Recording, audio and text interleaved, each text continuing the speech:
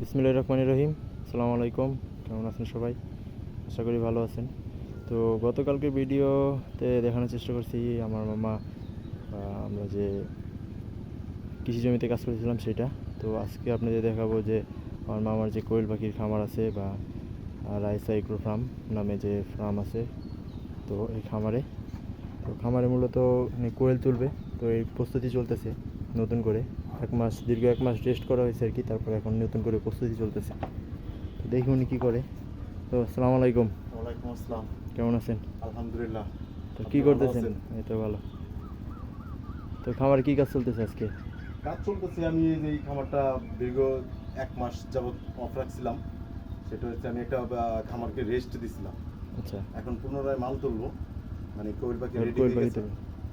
এখন আমি খাঁচাগুলো পরিষ্কার করতেছি, প্লাস খাবার যে পাত্রগুলো আছে এগুলো এবং খামারের যে আনুষঙ্গিক যে কাজগুলো আছে, যেমন এই যে আচ্ছা, অনেক মাকড়সা পড়ছে বা ময়লা পড়ছে সব। এগুলা একটু যেটা আমি মানে পরিষ্কার করব, তারপর খাঁচাগুলো ধুলাই করব, আচ্ছা, এই কাজ আর কি করতেছি।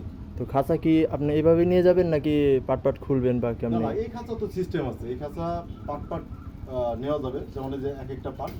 আচ্ছা, আমি খাঁচা এই জায়গায় ধুলাই করব না, আমি খাঁচাগুলো আমার পুকুর আছে, পুকুরে আমি পানিতে রাখবো। আচ্ছা, কতদিন রাখবেন এটাকে পানিতে? পানিতে একদিন রাখবো। আজকে যেমন পানিতে রাখলে কালকে সকালে ঘুরে আমি এটাকে ব্রাশ দিয়ে ভালো করে ধুলাই করব, ধুলাই করে তারপরে রোদ্রে দিয়ে শুকানো করে কালকে রাত্রে আর কি আবার পুনরায় সেট করবেন। আচ্ছা, তো কোয়েল কতগুলো তুলবেন এই সিজনে?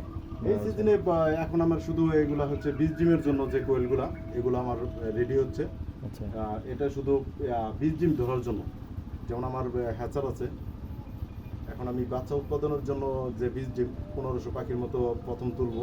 আচ্ছা, তারপর পর্যায়ক্রমে জায়গায় জায়গায় পাখি থাকবে আর কি।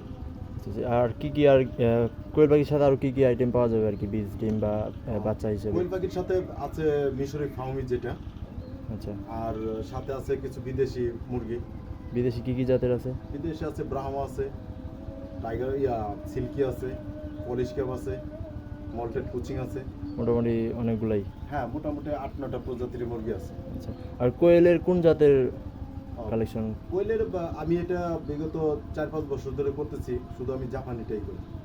জাপানিটা ডিমের জন্য ভালো। ডিমের জন্য ভালো। আচ্ছা, এটা কতদিন ডিম দেয় মূলত?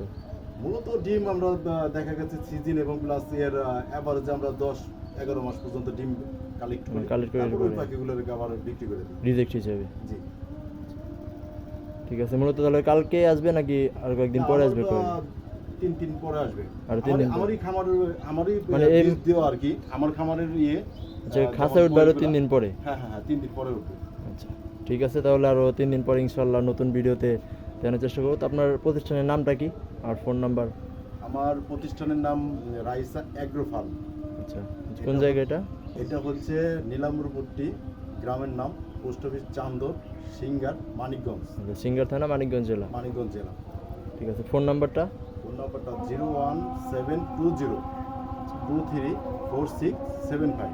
ঠিক আছে, ওকে, ধন্যবাদ, ভালো থাকবেন, আল্লাহ হাফেজ। ওকে, ধন্যবাদ আপনাকে।